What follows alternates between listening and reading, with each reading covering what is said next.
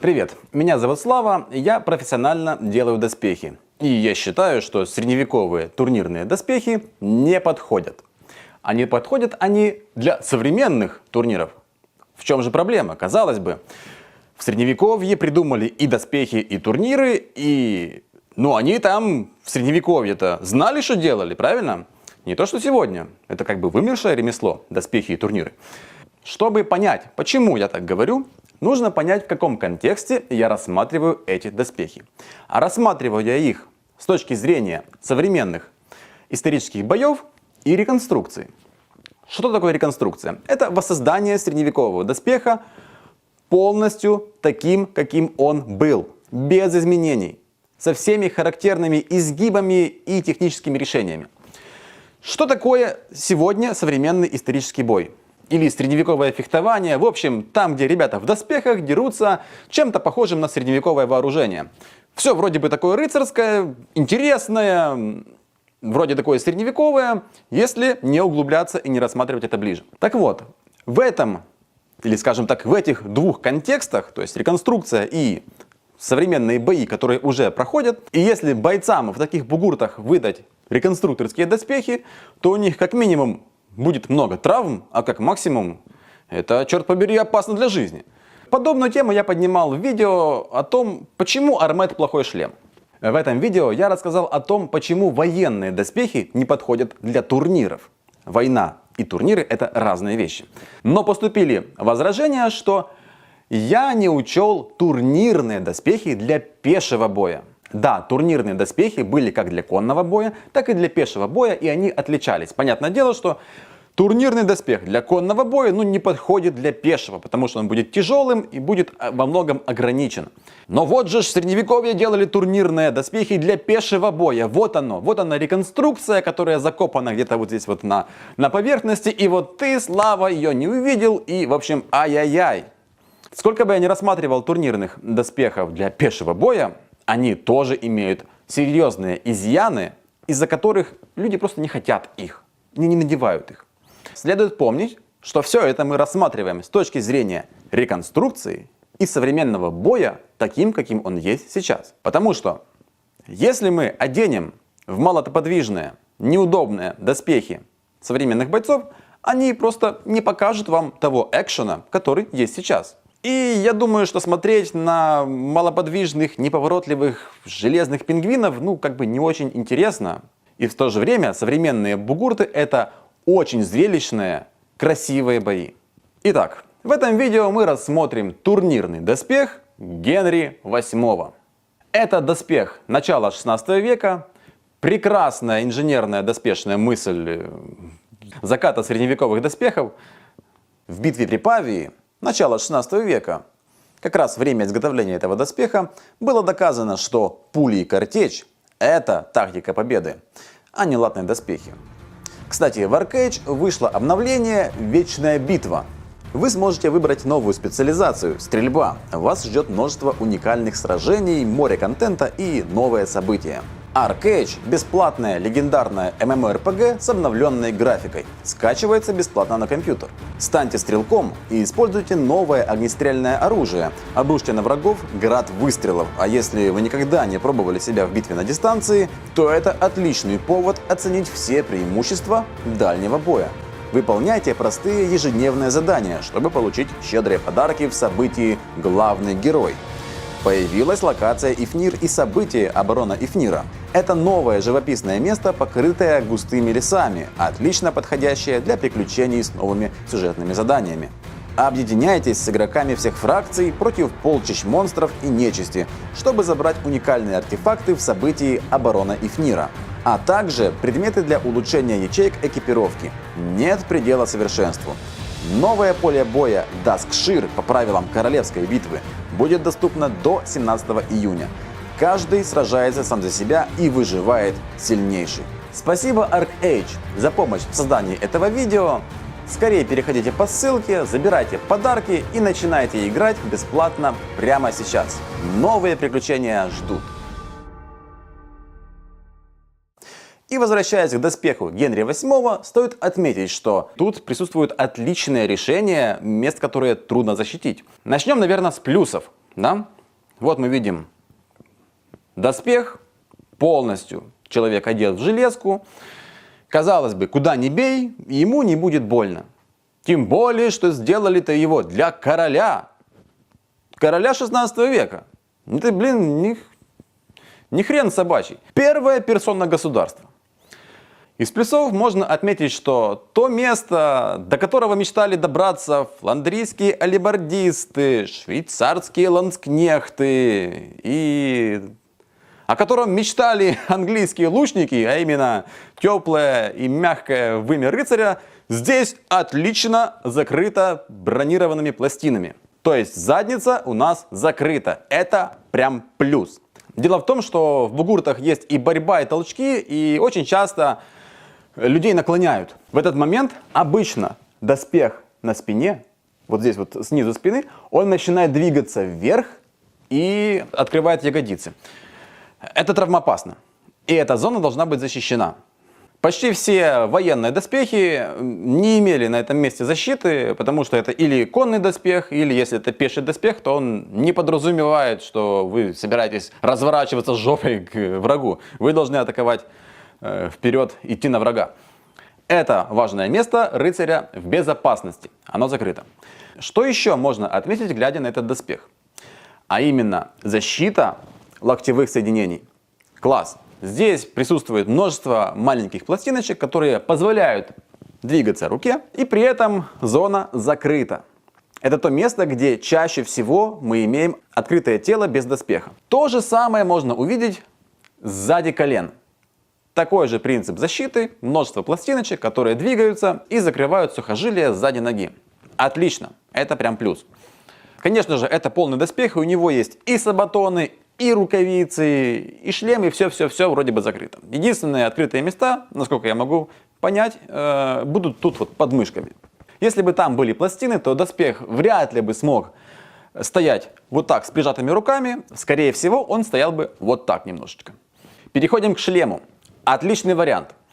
Здесь мы видим шлем с перфорированным забралом, которое дает отличный обзор. Здесь тоже придраться не к чему. Все хорошо. Грудь и спина защищены большими пластинами. Они будут отлично распределять сильные удары двуручным оружием. Здесь тоже все прям вот хорошо. Да и в целом можно лишний раз отметить то, что вся поверхность тела, буквально вся, зашита сталью. Прям вот лайк. Но если этот доспех надеть на бойца в бугурте, то первое, его, скорее всего, травмируют.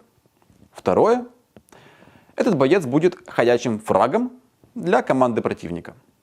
Почему? Чтобы понять, почему я так считаю, нужно вникать в нюансы. И начнем мы с первого. Большой палец латной руки. Как ни странно, на таком технологически продуманном доспехе мы имеем большой палец, закрытый всего лишь чешуйками. От удара двуручной алебарды в лучшем случае будет сломан палец, а в худшем случае я уверен, что его можно просто оторвать с мясом. Да, найдутся люди, которые скажут: не-не-не, мы вон делали себе песочки с раздельными пальцами, дрались там лет 10 назад. И все хорошо, просто ты, Слава, не умеешь делать правильное смягчение. Если вы любители реконструкции, еще там не сильно поломанные, и хотите доказать мне, что вот прям вы правы, а я не прав, то жду вас в гости с вашими чешуйками для того, чтобы, я так разиков 10 или 20 ударил со всей силы вам в палец алебардой. И даже если я не смогу сломать этот маленький пальчик под вашими чешуйками, то уж точно скользящим ударом, вот так, этот палец с чешуйкой можно будет вывихнуть, выломать, а может даже и нафиг оторвать от руки. Не верю я в эти чешуйки вообще. Почему? Да потому что я очень часто общаюсь с людьми, которые дерутся в бугуртах. И вы не поверите, даже в этих рукавицах, это рукавицы Тристан, которые считаются самыми безопасными рукавицами для ИСБ и подобного спорта. Даже в них травмируют руки. При том, что эта рукавица остается целой. Да, немножечко отойду от темы. Был однажды случай, когда парню прилетело вот где-то сюда, и удар был настолько сильный, что вот эта зона рукавицы так уперлась в кость, что сломала ее. При этом на рукавице не было ни одной вмятины. С тех пор, как только я узнал об этой ситуации, я эти рукавицы стал делать больше. А почему я их делал меньше? А потому что это вроде как было исторично. То есть доспех по истории, он должен сидеть очень близко к телу, как бы анатомично.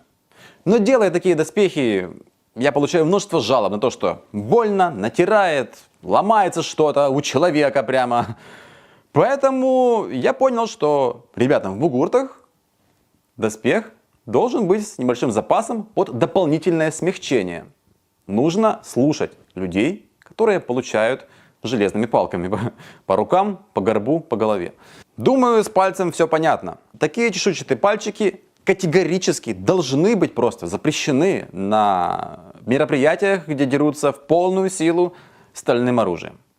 Следующий минус, который касается безопасности.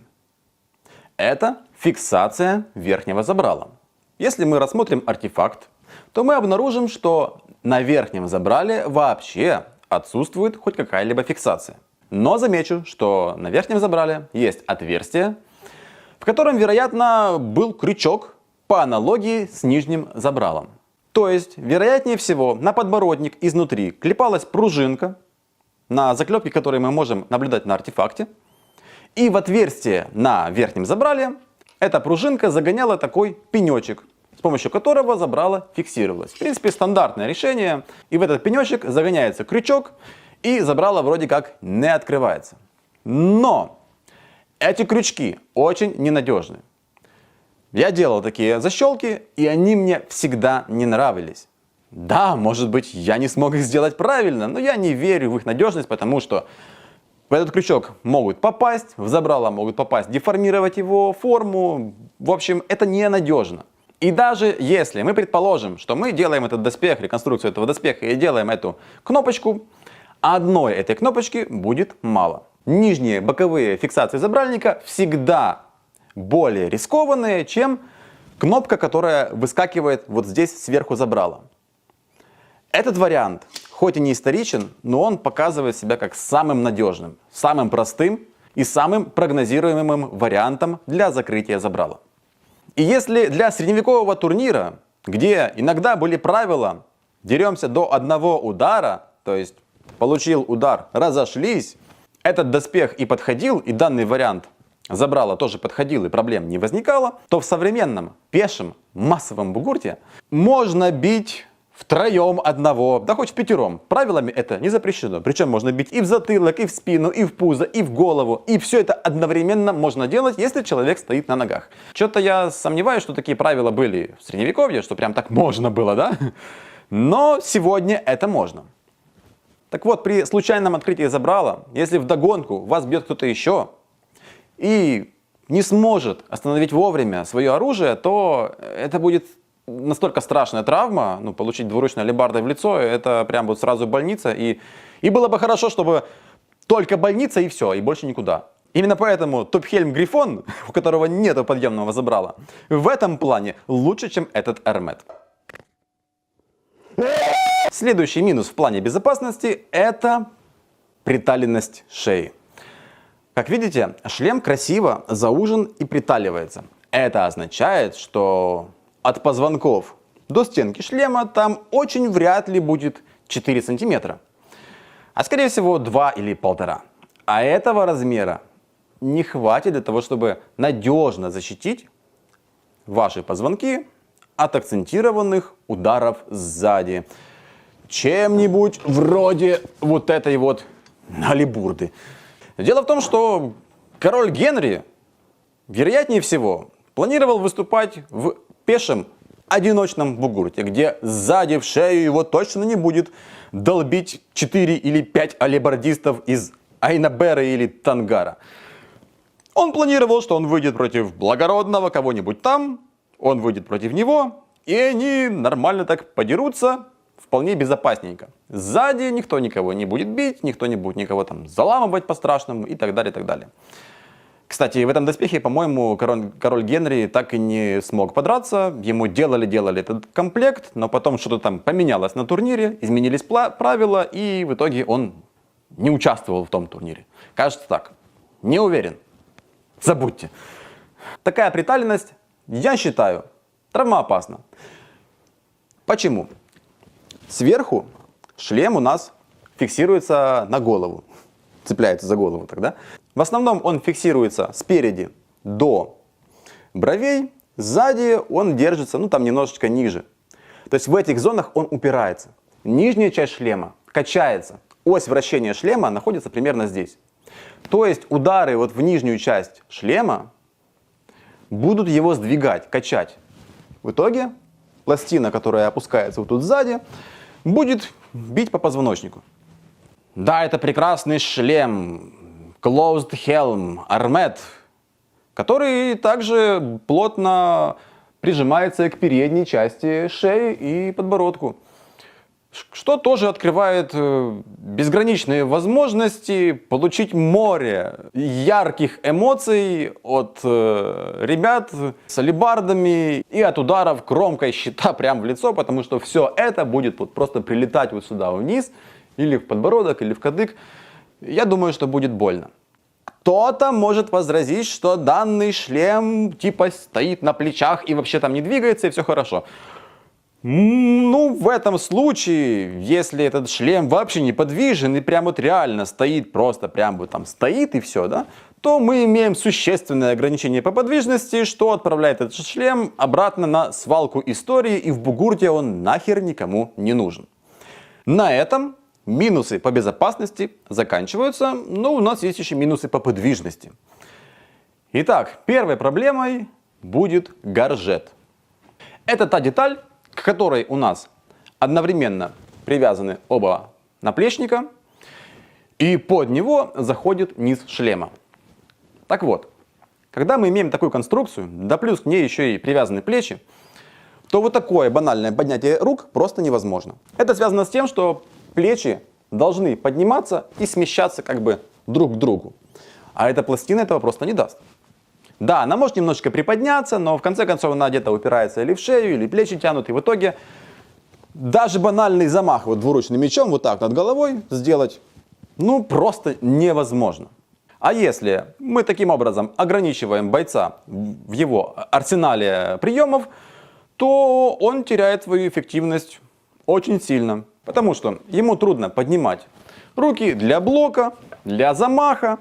И уже только на этом этапе это просто ходячий фраг. Далее, подвижность в кисти. Это то, чем страдает все средневековое вооружение. Я не знаю почему, но все средневековые латные рукавицы очень сильно ограничены в движении. А именно вот в таком движении. То есть вот так. Обратите внимание, у меня в латной рукавице линия предплечья и оружие почти прямые. Да, без рукавицы возможность вытянуть оружие вот так в одну линию с предплечьем хоть и дает какие-то бонусы небольшие для фехтований различных, да, но несет в себе опасность травмировать связки. Если вы промазываете по противнику, оружие так сильно летит вниз, что можно просто самому себя травмировать и надорвать связки в кисти. Но когда рукавичка придерживает амплитуду, то травмировать связки намного труднее. Ну, или, скажем, даже невозможно. Так вот, возвращаясь к средневековым латным рукавицам, по какой-то причине, я не знаю ответа, если честно, но вот этого движения очень мало. Да, для двуручного оружия это прям вообще не страшно и нормально. Потому что мы подняли там вверх алебарду и вот рубим. Там этого движения действительно просто не нужно. Тут я согласен с тем, что для этого варианта некоторые турнирные рукавицы подходят для современных боев. Но наша рукавичка, во-первых, имеет проблему с безопасностью. Напомню, большой палец тут просто отрывается. Ну и кроме этого, я уверен, что здесь будет ограниченная подвижность. Возможно, этого хватит, чтобы работать двуручным оружием, но для одноручного это уже не подходит. Следующий минус – подвижность ног.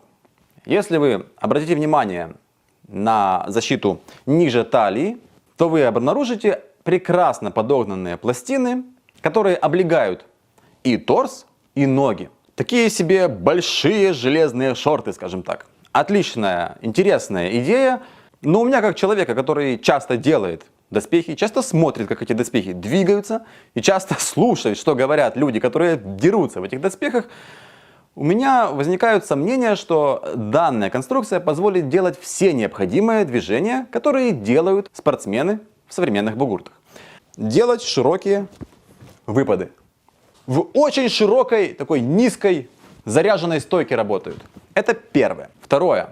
Для того, чтобы бороться и иногда выходить из захватов, ребятам нужно иметь возможность легко вот так сложиться. То есть, видите, тут увеличивается угол очень сильно. Вот. Когда вы сбрасываете захват и уходите, вам нужно, чтобы эта зона работала очень хорошо на сгиб. Вот в этом месте у вас одна нога уходит, другая нога остается.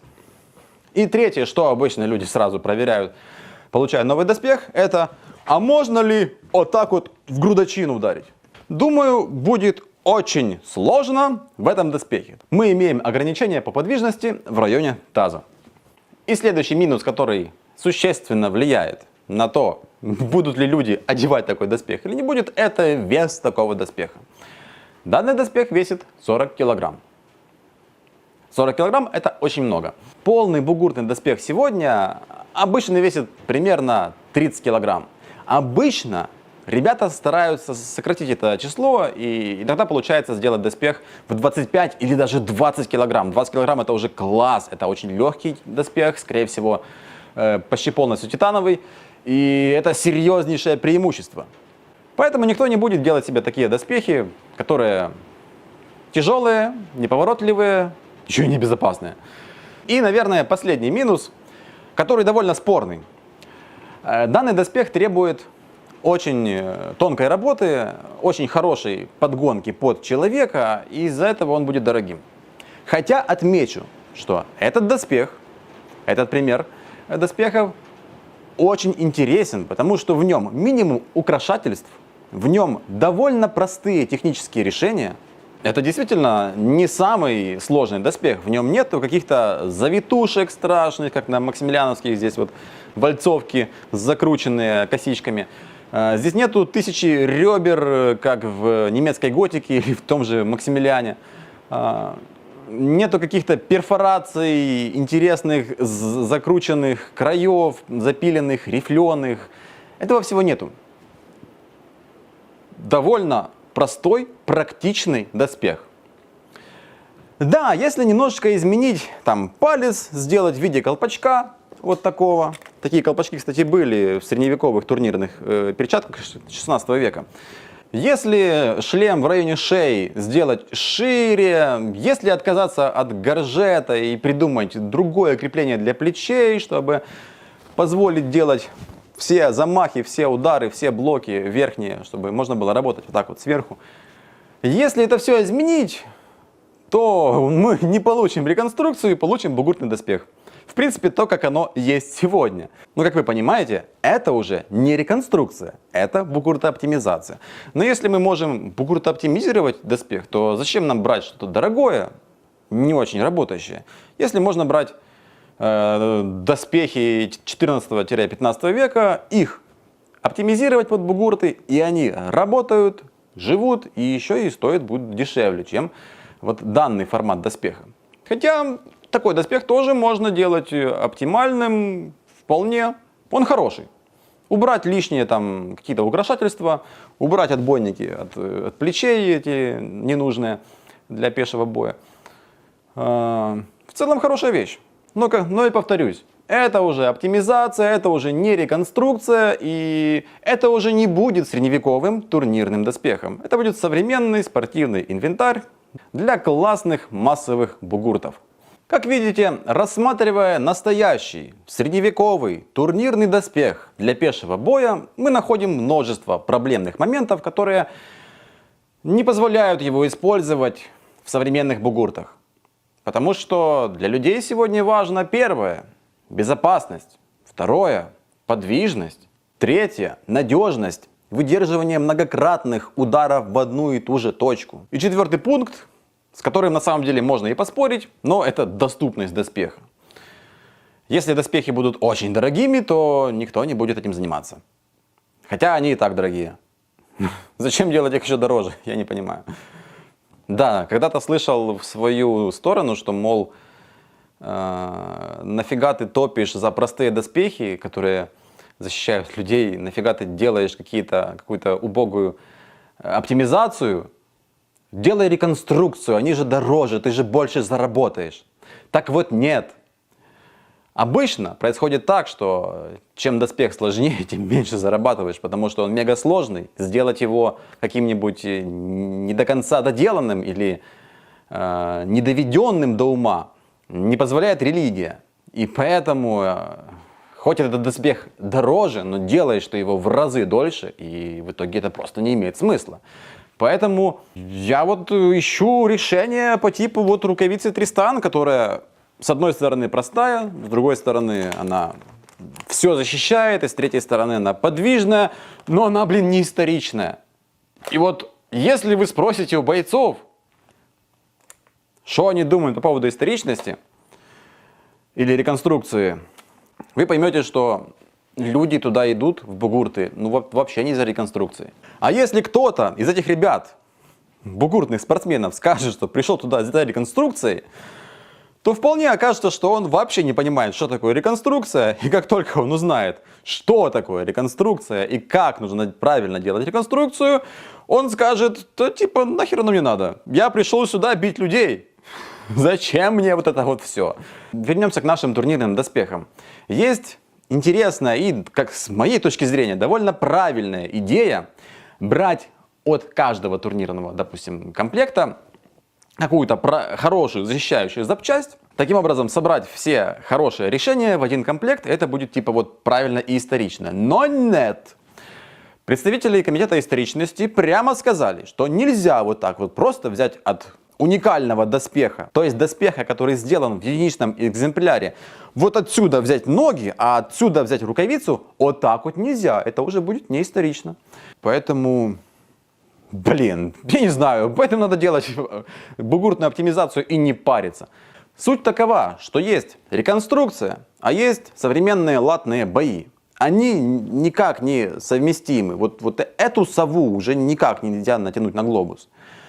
Потому что или будет реконструкция, и у пацанов будут поломанные конечности, или они будут просто как неповоротливые пингвины топтаться на месте, или же это будет... оптимизированный доспех, который позволяет сохранить здоровье и жизнь бойцов, а также позволяет им показать класс и экшен на ресталище. Но реконструкции тут уже не будет, потому что будет оптимизация. Ну, нельзя это вот так вот все вместе. Даже на тех вещах, которые, казалось бы, вообще изменять не надо, например, латные ноги, да, их же изменять не надо совершенно. Там все нормально в основном. Так вот, даже их нужно изменять, а именно... нужно дать дополнительный запас на смягчение, потому что вот доспех на голую ногу, вот, когда туда прилетает удар алебардой, вот сразу человек мне вот звонит чуть ли не с ресталки и говорит, вот какого хера мне больно тут, сейчас меня ударили. И я вместо того, чтобы вытянуть бой и выстоять, блин, я тут лег, понимаешь? И мне трудно объяснить человеку, ну ты понимаешь, это реконструкция.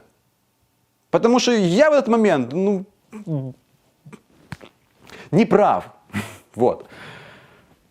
Поэтому после первого такого замечания я понял, что людям нужно делать то, что они хотят, чтобы мои доспехи позволяли людям заниматься тем, чем они занимаются, и не получать травм, получать удовольствие и, блин, бить других людей и выигрывать бугурты и турниры. Это моя задача. С этим могут не согласиться многие реконструкторы, но я, черт побери, горжусь тем, что я делаю хорошие вещи. Я вообще считаю, что то, что все привязано к историчности, которой там типа нету. Кстати, если вы посмотрите на современный бугурт и думаете, что это очень похоже на средневековые турниры, то вы прям жестоко ошибаетесь. Во-первых, у нас есть восточные комплекты, которые встречаются с рыцарскими, чуть ли там не Киевской Руси. И тут рыцари, их никогда не было на одном ристалище, в принципе. Второй пункт — это то, что пеших массовых боев то ли не было, то ли не было. Вот, кстати, а были ли вообще в истории пешие турниры? Не бои, то есть не война, а именно турниры. Вроде бы не было. Средневековый бугурт — это конный бой, конный массовый бой. Средневековый турнир 1 на 1 мог быть пешим, да. Но массовых я вот что-то не припомню. Кстати, вот реально, напишите в комментах, если кто-то знает информацию, были ли вообще пешие массовые бугурты в Средневековье. И вот мне непонятно, ну вот зачем цепляться за эту историчность, которой в принципе как бы и нету, если у нас есть возможность использовать и делать доспехи, которые будут защищать, которые будут практичными. Но в фэнтези формате это даст определенный толчок к популяризации этого спорта, хобби, интересного занятия и так далее. Именно поэтому в ближайшее время я планирую сосредоточиться на изготовлении фэнтези-доспехов. Я буду показывать на канале, как их делаю, и надеюсь, что вам будет очень интересно. Вы, кстати, так часто пишете, что это такое. Это такая стилизация средневекового дублета, скажем, такой средневековой курточки. Красивая ткань. Это просто церковная ткань. Вот мне понравилось, что здесь есть кресты, но это реально ткань, из которой делают церковную одежду. И у меня сложилось впечатление, что мне нужно сделать видео о том, как делать такие стеганки. Если это так, то пишите. А еще хочу сказать отдельное спасибо патронам этого канала. Благодарю за поддержку. А также спасибо Ирине Кириченко за такие классные футболки. Всем спасибо за просмотр. Всем пока. А тот, кто не досмотрел до конца, не увидел карантира.